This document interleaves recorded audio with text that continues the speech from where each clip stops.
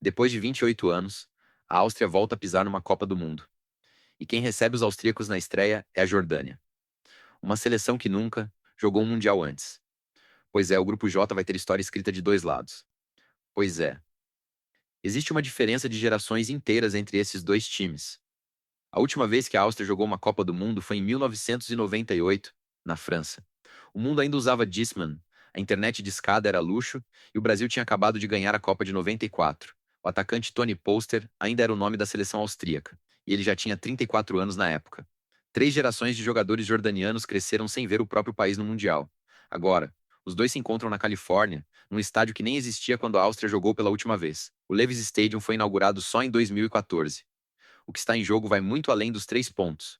Cada time carrega uma história diferente, e é essa história que a gente vai destrinchar nos próximos minutos. Vamos voltar um pouco. A Áustria participou da última Copa em 1998. Caiu na primeira fase com uma vitória sobre os Estados Unidos por 2-1 e derrotas para a Itália por 2-1 e Chile por 1-1. Pois é, aquele time tinha nomes como Andrea Herzog, meia que jogava no Werder Bremen, e Ivica Vascek, atacante de 30 anos. Depois disso, passou 28 anos tentando voltar. Nas eliminatórias europeias, a seleção austríaca ficou perto algumas vezes.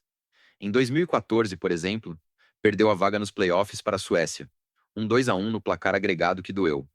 Em 2018, terminou em quarto lugar num grupo que tinha Sérvia, País de Gales e Irlanda. Ficou a 4 pontos da vaga de repescagem. Quem mudou o rumo foi Ralf Rangnick, técnico alemão que assumiu em 2022. Segundo o G, Rangnick recusou uma proposta do Milan às vésperas da Copa para continuar no comando da seleção. O clube italiano ofereceu um contrato de 3 anos e ele disse não. Ele implementou um estilo de pressão alta que já deu resultado.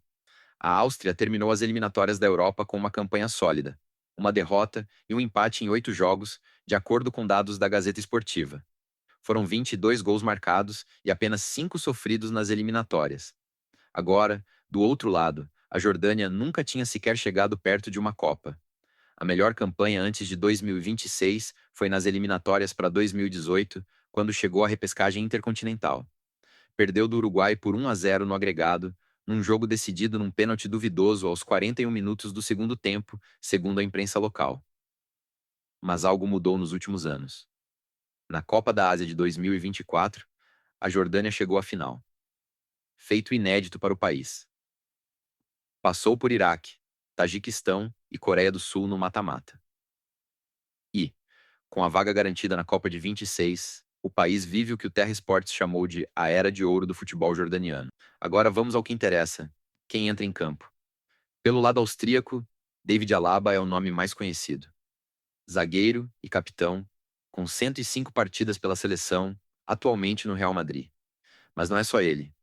Marcel Sabitzer, meia do Borussia Dortmund, tem 67 jogos e 14 gols pela Áustria. Marco Arnautovic, atacante que já passou por Inter de Milão e West Ham, é o artilheiro da atual geração com 36 gols em 113 partidas. Ultrapassou Tony Polster como o maior goleador da história da seleção em 2022. Segundo o GE, a Áustria não pode contar com Christoph Baumgartner, meia titular do RB Leipzig, 24 anos, que lesionou a coxa no aquecimento do último amistoso antes da Copa. É uma baixa sensível no meio-campo. Quem deve entrar no lugar é Florian Grillitsch, do Hoffenheim, que tem um perfil mais defensivo. Do lado jordaniano, a estrela incontestável é Moussa Al-Taamari, atacante do Rennes, campeonato francês. Foi dele o gol mais bonito da Copa da Ásia de 2024, segundo a Gazeta Esportiva. Um chapaço de fora da área contra a Malásia na fase de grupos. Ele marcou 3 gols naquela competição. O técnico Jamal Selami monta a equipe no 3-4-3 com transições rápidas, o que a imprensa jordaniana chama de contra-ataque relâmpago. Mas os Cavaleiros, apelido da seleção, também tem baixa. O atacante Al-Naimat foi cortado por uma lesão grave no joelho, rompimento de ligamento cruzado anterior, e o Terra Sports destacou que ele era o segundo maior artilheiro das eliminatórias asiáticas, com 7 gols em 14 jogos. É uma perda que muda o plano de jogo. O que ninguém comentou foi o seguinte: os dois times perderam jogadores de criação, Baumgartner e Al-Naimat. Os dois técnicos vão ter que improvisar no setor que mais precisava de criatividade. Isso pode tornar o jogo mais travado do que o esperado. Inclusive, o trio de arbitragem é todo africano. O mauritano da Hanebei apita com assistentes de Angola e Camarões. Primeira vez que um trio da África Ocidental apita uma partida de Copa. Mas olha só o plot twist que ninguém está conectando. A Áustria tem tradição europeia. nomes de Liga dos Campeões, um técnico que recusou um gigante italiano. Mas os números dos amistosos de preparação contam outra história. Segundo a Gazeta Esportiva, a Áustria venceu Gana por 5-1, Coreia do Sul por 1-0 e Tunísia por 1-0. 7 gols marcados, um sofrido. Parece bom, né? Mas, repara, só um adversário era europeu. E não jogou. Gana vinha de uma fase horrível nas eliminatórias africanas. Perdeu 3 dos últimos 4 jogos oficiais. Coreia do Sul e Tunísia são times que a Áustria teoricamente teria que vencer, mas nenhum deles está entre os 20 primeiros do ranking da FIFA. Agora olha o lado da Jordânia.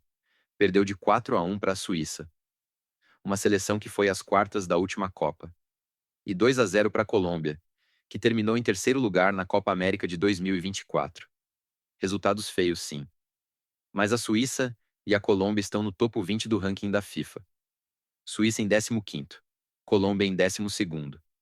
A pergunta que fica é: os austríacos estão testados contra a pressão de verdade? Porque a Jordânia, mesmo perdendo, enfrentou seleções de alto nível. E a Áustria, nas suas vitórias, só passou por adversários que não estavam no mesmo patamar. Pois é, o retrospecto dos amistosos pode estar mascarando a realidade dos dois lados. Outro dado: a Áustria não enfrentou nenhum time asiático de verdade nas eliminatórias europeias. Pegou Bélgica, Suécia e Estônia no grupo. Enquanto isso, a Jordânia passou por Arábia Saudita, Tajiquistão e Omã. Um caminho duro, jogado em campos adversos e com temperaturas acima dos 40 graus. E isso é só metade do que ninguém te contou. Toda semana eu volto com um caso desses. O que está realmente em jogo na estreia do Grupo J? Vamos conectar os pontos. O grupo ainda tem a Argentina, atual campeã do mundo, com Messi presente na convocação, e Argélia, uma seleção africana forte que chegou às oitavas na última Copa, e tem nomes como Riyad Mahrez e Islam Slimani. A Argentina joga mais cedo, às 22 horas de terça-feira contra a Argélia no Sophie Stadium.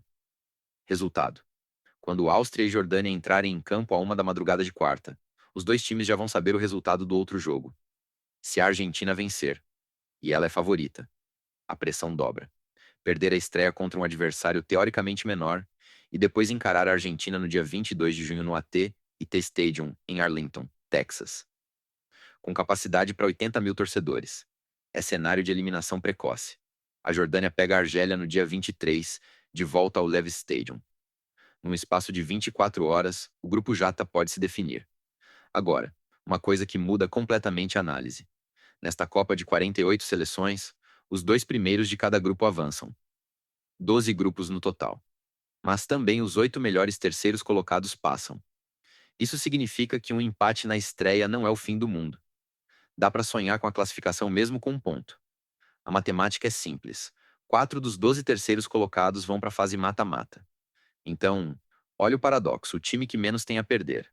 A Jordânia, estreante absoluta, pode jogar mais solto, enquanto a Áustria, com 28 anos de pressão nas costas e uma torcida que espera heróis, pode travar. Isso muda como você vê a partida, porque não é sobre quem joga melhor, é sobre quem erra menos. Resumindo, a Áustria volta depois de 28 anos com um time carimbado. David Alaba, Marcel Sabitzer, Marco Arnautovic, mas sem enfrentar testes reais nos amistosos. A Jordânia chega como estreante absoluta, carregando a melhor geração da história do país, com Musa Altamari como estrela, mas com 2 baixas cirúrgicas no ataque. Ao Naimate cortado e a dependência criativa de um homem só. O jogo é na quarta-feira, dia 17 de junho, à 1 da madrugada de Brasília, no Levi's Stadium em Santa Clara, com transmissão na TV Globo, Sport TV e Cazé TV. Manda nos comentários. Quem leva essa? A experiência europeia que voltou depois de 28 anos, ou a fome de estreante que nunca pisou no Mundial? Se gostou, clique em inscrever. Toda semana tem um Express novo no Recorte Esportivo. E o outro jogo do grupo: Argentina contra Argélia, às 22 horas de terça. Será que a atual campeã estreia com tudo ou pode ter surpresa africana no Sophie Stadium?